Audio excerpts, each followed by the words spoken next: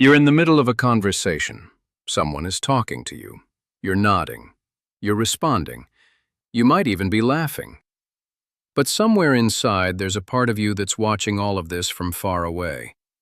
Like you're sitting in the back of a movie theater watching yourself on screen. The person in front of you is real. The words coming out of your mouth are yours. But you, the actual you, feels like it's somewhere behind all of it. Not asleep, not distracted, just removed. Like there's glass between you and your own life. You've probably dismissed this feeling before, told yourself you were just tired, or overthinking, or maybe a little too in your head today. And you went back to whatever you were doing.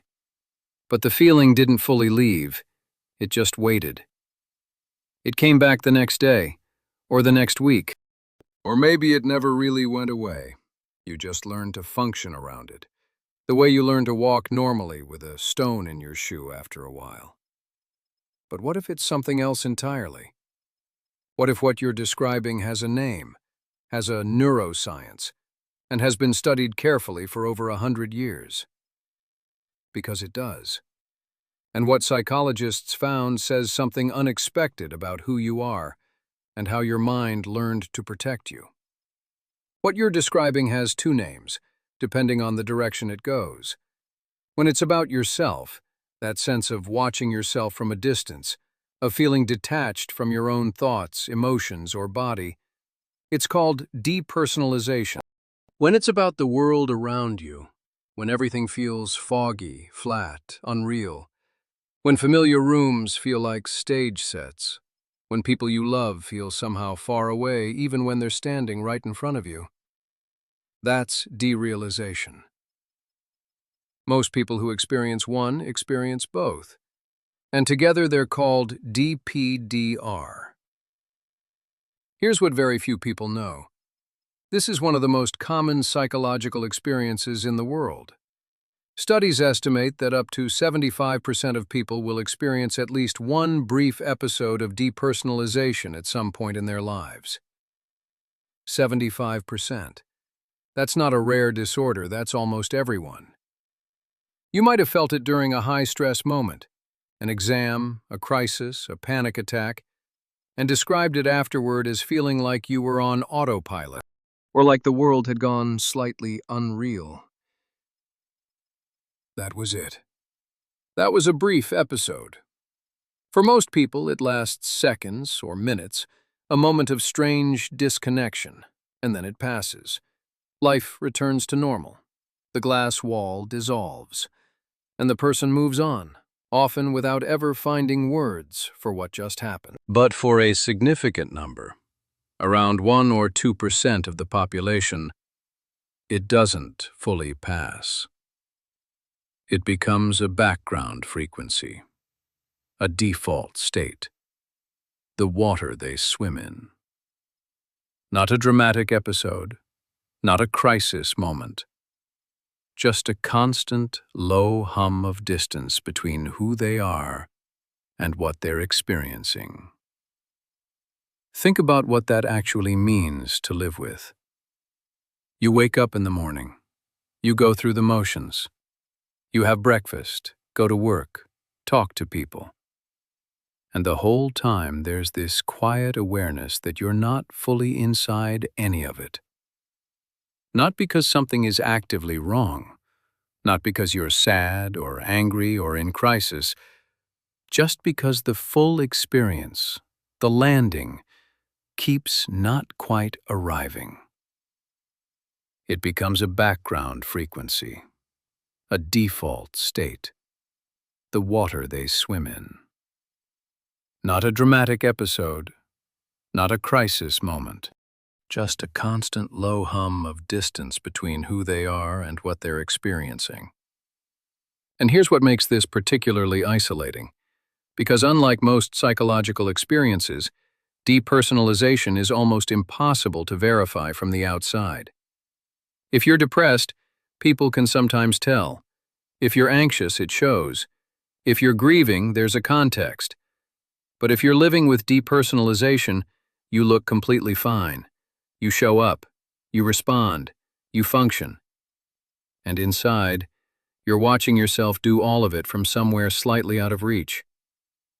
That gap between how you appear and how you experience is one of the reasons people carry this for years without ever naming it. Without ever finding out that there are millions of other people experiencing exactly the same thing. Psychiatrist Maurizio Sierra, who spent decades studying this at King's College London, described depersonalization as one of the most under-recognized conditions in mental health. Not because it's rare, because it's so hard to describe that most people never report it. How do you tell a doctor that you feel like you're inside a dream while you're awake? That your hands look like they belong to someone else? That you've been watching your own life like a film about a stranger, and you can't remember the last time it felt fully real? Most people don't. They just wonder quietly if something is very wrong with them. It isn't. To understand depersonalization, you have to understand something about how the brain manages emotion. The brain is not designed to feel everything at full intensity all the time. If it were, you'd collapse. A single difficult conversation would be unbearable. A minor embarrassment would register as catastrophe. The nervous system needs a dial, something that can turn the volume up or down depending on what the situation demands. That dial is the prefrontal cortex, the part of the brain directly behind your forehead responsible for reasoning, decision-making, and the regulation of emotional experience. Normally, the prefrontal cortex and the amygdala work in a balance. The amygdala generates emotion: fear, sadness, joy, threat response. The prefrontal cortex modulates it, saying, in effect, how much of this feeling do we actually need right now? Is this a genuine threat or just a difficult situation? Do we need maximum alarm or can we stay regulated? In most people, most of the time, this conversation happens smoothly. The amygdala reacts, the prefrontal cortex adjusts, and the person feels something proportionate to what's actually happening. In depersonalization, that balance shifts. The prefrontal cortex becomes overactive. It turns down the amygdala's volume so aggressively that emotional experience nearly disappears. Not just reduces, nearly disappears. Brain imaging studies confirm this.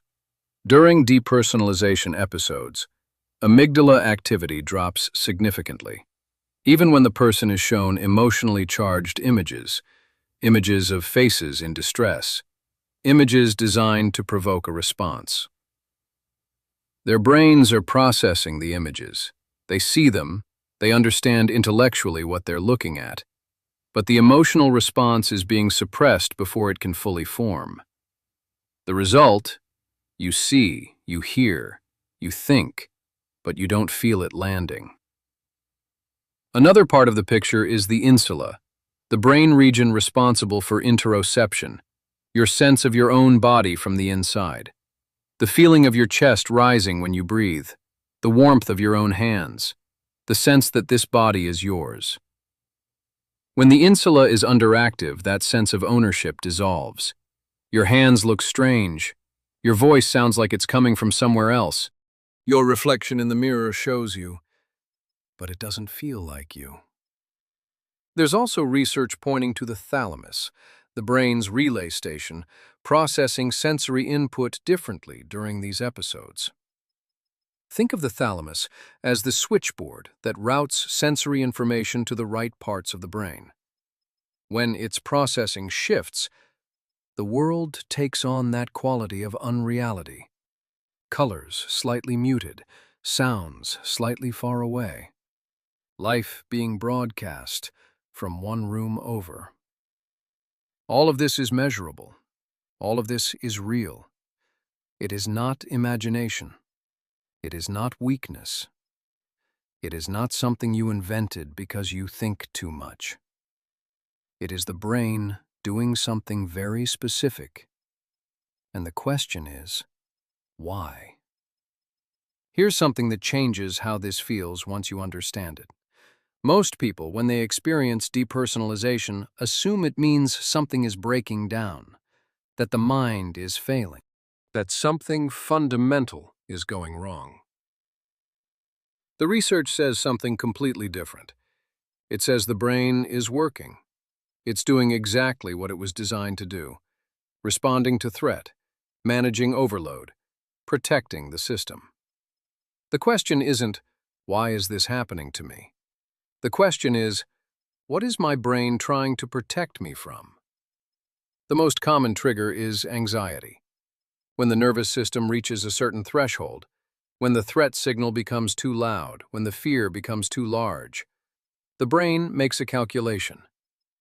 Feeling this in full is going to be too overwhelming to function, so we're going to turn it down. Depersonalization is not a malfunction. It's an emergency brake. A circuit breaker that trips when the emotional load exceeds what the system can safely carry. Think about what that means. Your brain, faced with more than it could handle, found a way to keep you functional. It stepped back. It created distance. It gave you a theater seat so you could continue to operate instead of shutting down entirely. People with panic disorder, generalized anxiety, and PTSD report depersonalization symptoms at strikingly high rates. It often appears at the peak of a panic attack, that strange moment when the fear becomes so intense that the person suddenly feels detached from it, watching themselves panic from somewhere slightly outside their own body. The fear is still there, but it's behind glass now. There's an important detail that gets lost when people talk about depersonalization only as a disorder. The brain didn't invent this mechanism as a mistake. It evolved. Soldiers in combat have described it, first responders at accident scenes, surgeons making high-stakes decisions under pressure. In those moments, the emotional suppression isn't a breakdown. It's a feature. The problem isn't the mechanism. The problem is when the mechanism doesn't turn off. When the threshold is set so low that it fires in ordinary situations, in safe rooms, in quiet evenings, in the arms of someone who loves you. Chronic stress does this too. Not just acute crisis moments, but the slow, accumulated weight of too much for too long.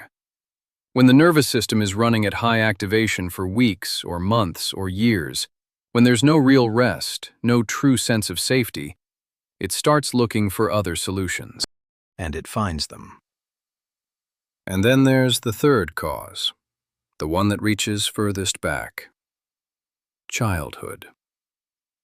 When a child grows up in an environment where their emotional experience is consistently unsafe, where expressing need brings punishment, where feeling things visibly gets you hurt or ignored, the nervous system has to find a way to survive that. It can't leave. It can't fight. It can't fully freeze. It has to keep going to school, keep being functional, keep appearing normal. So it does the only thing it can. Split off. Step back. Watch from a safe distance. It doesn't happen as a choice. No child decides this consciously. It happens because the nervous system is adaptive. It finds the most efficient route to survival, and sometimes that route is, don't be fully here. The child who learned to watch their own life from a distance was able to function in an environment where being fully present would have been too costly. They could sit through dinner without their emotions showing. They could navigate unpredictable adults without being completely destabilized. They could survive. But the nervous system doesn't always get the message that the danger is over. Decades later, in a safe room, in a safe life, in a relationship where someone genuinely loves them, the same mechanism still fires. The same glass wall goes up, the same theater seat, the same distance. Not because you're in danger, but because your nervous system never fully learned that it was allowed to stop. That longing is real, and it matters. Because it tells you something important. The part of you that wants to be present is still there. It didn't disappear. It's just been waiting behind the wall for someone to tell it that it's finally safe to come back. You are not broken. You are a person whose nervous system found the most creative solution it could to a problem it was given too early. Think about that for a moment. Not a malfunction. Not evidence of weakness. Evidence of a nervous system that refused to stop. That kept you functional when functioning was hard. That found a way, the only way it knew, to keep you moving through days that asked too much of you. And it worked. You're here. You're functioning. You made it through whatever asked this of you. The fact that you can watch yourself from a distance means you developed a kind of self-awareness most people never cultivate. The question is just whether it's serving you now, or whether you're still paying for a protection you no longer need. If this describes something you've never quite had words for, if you've spent years knowing this feeling but never knowing what to call it, leave a comment. You'd be surprised how many people are sitting in the same theater seat, watching the same film, wondering the same thing. Wondering if they're the only one. They're not, and neither are you. The glass wall is real, but it was never permanent, and it was never the whole story. You've been watching your life from a distance, that's true, but the fact that you're here, the fact that some part of you is still asking, when will I feel fully present, means the distance hasn't won. It just means you haven't found your way home yet, and that's a very different thing.